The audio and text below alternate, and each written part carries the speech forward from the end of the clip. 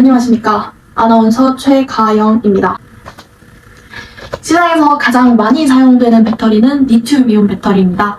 이 작은 배터리는 생명을 살리기도 하는데요. 자동심장 충격기에 쓰인 리튬이온 배터리의 원리를 김수진 기자와 함께 알아보겠습니다.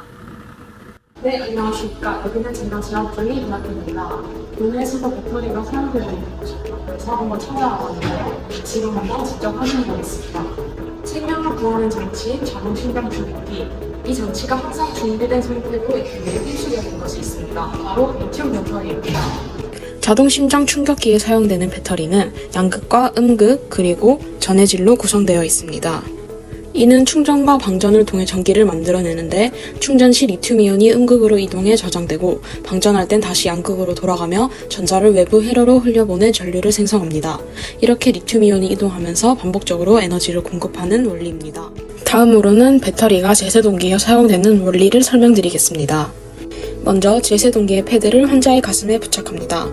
이는 전기 신호를 통해 심장의 리듬을 분석하고 불규칙한 리듬이 감지되면 전기 충격을 준비합니다. 이 과정에서 장치가 스스로 충전되며 준비가 완료됩니다.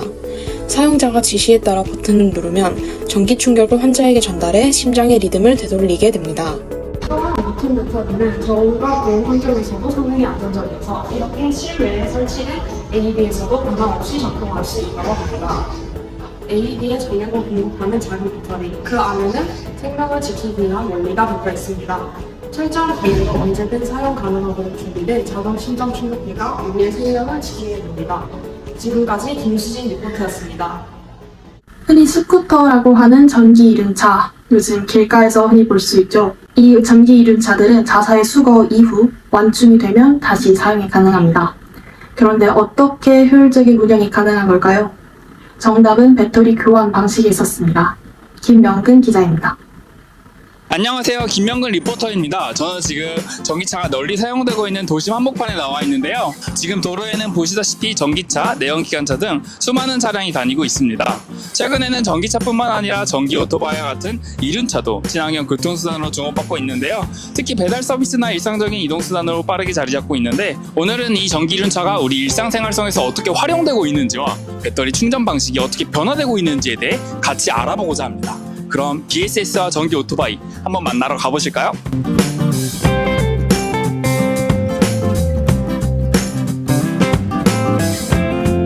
네, 저는 지금 전기 이륜차 회사인 젠트로피에 와 있는데요. 보시다시피 이 전기 오토바이는 소음이 적고 유지비가 저렴하고 그리고 무엇보다도 환경 오염을 줄일 수 있다는 장점을 가지고 있어 많은 사람들의 주목을 받고 있습니다. 또한 이제 배달 서비스를 하시는 분들이나 짧은 거리를 주행하시는 분들이 많이들 선택하고 계시는데요. 전기 이륜차와 기존의 오토바이의 차이는 바로 이 배터리에 있습니다. 전기 오토바이는 이 리튬이온 배터리라는 것을 사용하여 구동하는데요. 내연기관차가 연료를 넣고 바로 운행할 수 있는 것과 달리 전기 이륜차는 전기차처럼 배터리를 충전해야 하는 불편함을 가지고 있습니다. 이 문제를 해결하기 위해 나온 것이 바로 이 BSS, 배터리 스와핑 시스템인데요. 기존의 집에서 배터리를 몇 시간씩 충전할 필요 없이 스테이션에 와서 배터리를 단 몇십 초 만에 교체할 수 있는 시스템입니다. 오토바이에서 배터리를 이렇게 뽑아 스테이션에 집어넣기만 하면 됩니다. 충전된 배터리를 꺼내서 오토바이에 다시 넣어주기만 하면 됩니다. 그럼 충전된 배터리를 바로 가져올 수 있는 시스템이죠. 이 전기차와 전기 이륜차에 사용되는 배터리의 충전 시간을 대폭 완화시킨 이 배터리 스와핑 시스템 덕분에 특히 배달기사분들이 많은 혜택을 얻고 있다고 하는데요. 기존의 오토바이에 비해 가진 낮은 유지비, 낮은 연료값과 더불어 충전 대기 시간이 완화되면서 운행 효율이 크게 증가하였다고 합니다. 전기 이륜차와 BSS는 우리의 일상에 큰 변화를 가져다 주었습니다. 앞으로의 배터리 기술과 충전 방식이 또 어떻게 변화해 갈지 정말 기대가 되는데요. 지금까지 김명근 리포터였습니다. 감사합니다. 서울을 왕래하는 경기도민의 필수 준비물은 보조 배터리입니다. 저 또한 이렇게 소지해서 다니는데요. 요즘엔 충전 단자 없이도 충전이 가능한 맥세이프 보조 배터리가 인기입니다. 그 원리를 이재경 기자와 함께 알아보도록 하겠습니다. 안녕하세요. 저는 지금 등교를 하는 중에 있는데요. 저의 통학 필수품이죠. 바로 충전 단자 없이 애플 기기를 충전할 수 있는 이 맥세이프 보조 배터리가 어떤 배터리를 사용하고 있는지 오늘 함께 알아보도록 하겠습니다.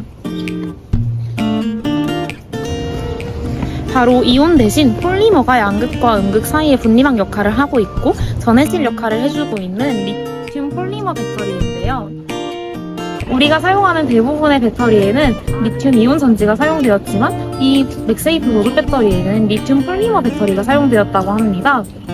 리튬 폴리머 배터리는 전해액의 고체 폴리머를 사용하고 전극 중 하나에 리튬을 사용하는 충전식 배터리입니다. 리튬 폴리머 배터리는 사용 가능한 배터리 중 가장 가벼워 휴대용 기기에 이상적이라고 합니다. 리튬 폴리머 전지는 에너지 밀도가 높아 다른 전기 기술에 비해 적은 부피에 더 많은 에너지를 만들 수 있습니다. 뿐만 아니라 이러한 전지에 사용되는 고분자 전해질은 유연한 디자인으로의 제조를 가능하게 하고 보온 환경에서도 성능을 유지하기 때문에 보다 이상적인 사용을 가능하게 합니다. 리튬이온 배터리에 비해서는 제조 비용이 높고 수명이 짧지만 유연성을 가진다는 것이 큰 장점이 될 수 있겠네요. 지금까지 이재경 리포터였습니다. 지금까지 알아본 내용처럼 요즘은 배터리가 일상생활을 움직이고 있다고 해도 과언이 아닙니다. 생활 곳곳에서 사용되는 배터리는 그 종류도 형태도 다양한데요. 황정민 기자와 함께 알아보겠습니다. 안녕하십니까, 황정민 리포터입니다. 저는 지금 소형 배터리가 사용되고 있는 대학교 도서관에 나와 있는데요. 이곳에선 다양한 전자기기들을 쉽게 찾아볼 수 있습니다. 스마트폰, 노트북, 태블릿, 이러한 전자기기에는 2차 전지가 들어간다고 합니다. 보관해둔 전력을 사용하면서 기기를 작동시키고 또 충전함으로써 사용할 전력을 보관할 수 있게 해주는 것이 바로 2차 전지입니다. 이런 전자기기에는 보통 파우치형 배터리가 탑재됩니다. 2차 전지는 형태에 따라 크게 3가지 종류로 분류할 수 있습니다. 각형, 파우치형, 원통형 배터리가 있습니다. 형태가 크고 외부 충격에 강한 각형 배터리는 주로 전기차, ESS에 탑재되고 간단한 공정 과정으로 대량 생산이 가능한 원통형 배터리는 전기차 이외에도 전동 공구, 전기 자전거 등에도 사용됩니다. 마지막으로 파우치형 배터리는 전기차, 전자기기 등에 사용됩니다. 전자기기의 파우치형 배터리가 주로 사용되는 데는 다음 같은 이유가 있습니다. 먼저 무게입니다. 각형, 파우치형, 원통형 배터리 중에서 에너지 밀도를 가장 높게 유지하면서 무게를 가장 가볍게 설계할 수 있는 것이 파우치형 배터리입니다. 한 손에 가볍게 들고 다닐 수 있는 전자기기는 배터리의 무게가 가벼울수록 좋은데요. 과거에 두꺼웠던 노트북과 비교해보면 경량화 기술 발전 덕분에 최신의 슬림형 노트북이 탄생할 수 있게 된 겁니다. 다음으로는 설계 유연성입니다. 파우치형 배터리는 크기와 모양을 원하는 형태로 구현해내기 비교적 쉽습니다. 각형 배터리는 크기가 너무 크고 원통형 배터리는 정해진 규격과 형태에 따라 통일되어 나오기 때문에 필요에 따라 원하는 모양과 형태를 구현해내기 어렵습니다. 이러한 무선 이어폰 케이스에는 조그맣고 납작한 파우치형 배터리가 제격인 겁니다. 지금까지 전자기기에 들어가는 파우치형 배터리를 알아본 황정민 리포터였습니다.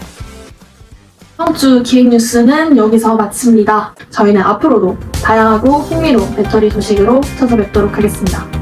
감사합니다.